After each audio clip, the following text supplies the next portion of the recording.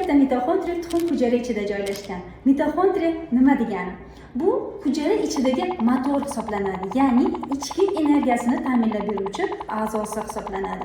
Mitoxondriya faoliyatini sustlashishi yoki buzilishi hujayraning apoptoziga, ya'ni nobud bo'lishiga olib keladi. Ba'zi holatlarda mana shunday sustlashgan mitoxondriyali tuxum hujayralar urug'langandan keyin bachadon naylaridan sekin-asta bachadon ichiga yo'naladi. Mana shu harakatida mitoxondriyaning motor vazifasini bajaruvchi energiya orqali yuzaga keladi.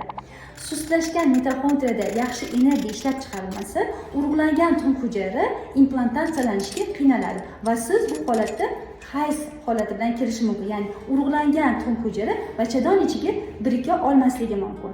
Aynan shu mitoxondriya faoliyatini yaxshilash uchun nimalar qilish kerak izohda qoldirdim va bu video kimga foydali bo'lsa, albatta unga jo'natib qo'ying.